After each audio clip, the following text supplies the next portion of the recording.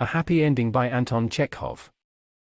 Lyubov Grigorievna, a substantial, buxom lady of 40 who undertook matchmaking and many other matters of which it is usual to speak only in whispers, had come to see Stichkin, the head guard, on a day when he was off duty. Stichkin, somewhat embarrassed, but, as always, grave, practical, and severe, was walking up and down the room, smoking a cigar and saying, "Very pleased to make your acquaintance. Semyon Ivanovitch recommended you on the ground that you may be able to assist me in a delicate and very important matter affecting the happiness of my life.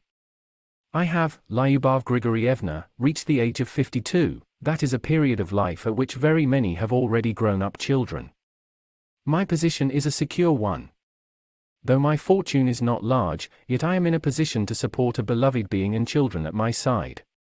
I may tell you between ourselves that apart from my salary I have also money in the bank which my manner of living has enabled me to save. I am a practical and sober man, I lead a sensible and consistent life, so that I may hold myself up as an example to many.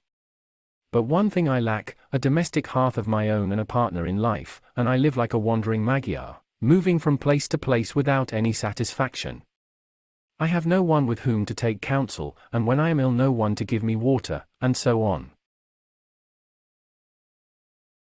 Apart from that, Lyubov Grigorievna, a married man has always more weight in society than a bachelor. I am a man of the educated class, with money, but if you look at me from a point of view, what am I? A man with no kith and kin, no better than some Polish priest. And therefore I should be very desirous to be united in the bonds of hymen, that is, to enter into matrimony with some worthy person. An excellent thing, said the matchmaker, with a sigh. I am a solitary man, and in this town I know no one. Where can I go, and to whom can I apply, since all the people here are strangers to me? That is why Semyon Ivanovitch advised me to address myself to a person who is a specialist in this line, and makes the arrangement of the happiness of others her profession. And therefore I most earnestly beg you, Lyubov Grigorievna, to assist me in ordering my future. You know all the marriageable young ladies in the town, and it is easy for you to accommodate me. I can. A glass of wine, I beg you. With an habitual gesture the matchmaker raised her glass to her mouth and tossed it off without winking. I can, she repeated. And what sort of bride would you like, Nikolai Nikolaich? Should I like? The bride fate sends me. Well, of course it depends on your fate, but everyone has his own taste, you know. One likes dark ladies, the other prefers fair ones. You see, Lyubov Grigorievna, said Stichkin, sighing sedately, I am a practical man and a man of character. For me beauty and external appearance generally take a secondary place, for, as you know yourself, beauty is neither bowl nor platter, and a pretty wife involves a great deal of anxiety. The way I look at it is, what matters most in a woman is not what is external, but what lies within, that is, that she should have soul and all the qualities. A glass of wine, I beg. Of course, it would be very agreeable that one's wife should be rather plump, but for mutual happiness it is not of great consequence, what matters is the mind. Properly speaking, a woman does not need mind either, for if she has brains she will have too high an opinion of herself, and take all sorts of ideas into her head. One cannot do without education nowadays, of course, but education is of different kinds. It would be pleasing for one's wife to know French and German, to speak various languages, very pleasing, but what's the use of that if she can't sew on one's buttons, perhaps? I am a man of the educated class, I am just as much at home, I may say, with Prince Kanaitolin as I am with you here now. But my habits are simple, and I want a girl who is not too much a fine lady. Above all, she must have respect for me and feel that I have made her happiness. To be sure. Well, now as regards the essential.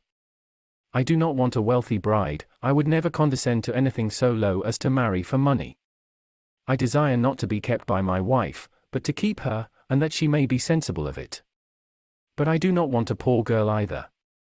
Though I am a man of means, and am marrying not from mercenary motives, but from love, yet I cannot take a poor girl, for, as you know yourself, prices have gone up so, and there will be children. One might find one with a dowry, said the matchmaker. A glass of wine, I beg. There was a pause of 5 minutes. The matchmaker heaved a sigh, took a sidelong glance at the guard, and asked, "Well, now, my good sir, do you want anything in the bachelor line? I have some fine bargains. One is a French girl and one is a Greek. Well worth the money." The guard thought a moment and said, "No, I thank you. In view of your favorable disposition, allow me to inquire now how much you ask for your exertions in regard to a bride." "I don't ask much. Give me 25 rubles and the stuff for a dress, as is usual, and I will say thank you, but for the dowry, that's a different account." Stichkin folded his arms over his chest and fell to pondering in silence. After some thought he heaved a sigh and said, "That's dear." "It's not at all dear, Nikolai Nikolaich. In old days when there were lots of weddings one did do it cheaper, but nowadays what are our earnings? If you make 50 rubles in a month that is not a fast, you may be thankful. It's not on weddings we make our money, my good sir." Stichkin looked at the matchmaker in amazement and shrugged his shoulders. Do you call 50 rubles little?" he asked. "Of course it is little. In old days we sometimes made more than 100. I should never have thought it was possible to earn such a sum by these jobs. 50 rubles. It is not every man that earns as much. Pray drink your wine." The matchmaker drained her glass without winking. Stichkin looked her over from head to foot in silence, then said, 50 rubles. Why, that is 600 rubles a year. Please take some more. With such dividends, you know, Lyubov Grigorievna, you would have no difficulty in making a match for yourself." "For myself," laughed the matchmaker, "I am an old woman." "Not at all. You have such a figure, and your face is plump and fair, and all the rest of it." The matchmaker was embarrassed. Stichkin was also embarrassed and sat down beside her.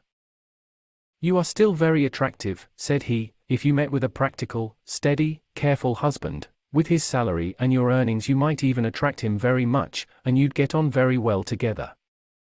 Goodness knows what you are saying, Nikolai Nikolaich." "Well, I meant no harm." A silence followed.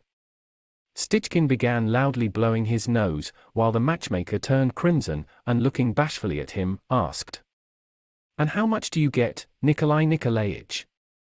"I 75 rubles, besides tips. Apart from that we make something out of candles and hares." "You go hunting, then?" "No. Passengers who travel without tickets are called hares with us." Another minute passed in silence.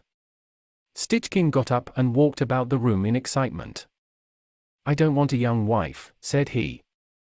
"I am a middle-aged man, and I want someone who, as it might be like you, stayed and settled and a figure something like yours."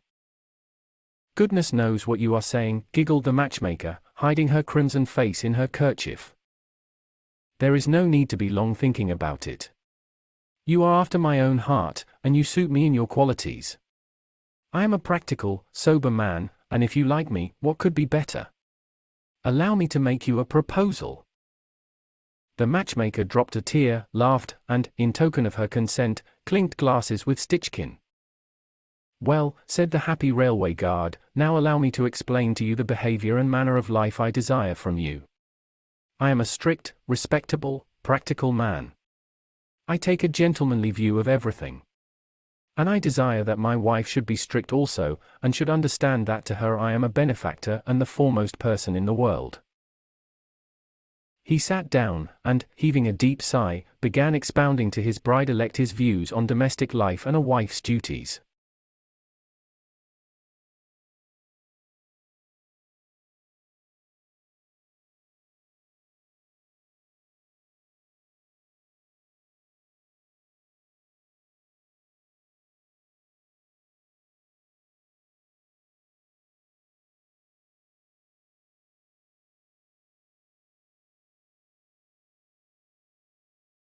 A Happy Ending by Anton Chekhov.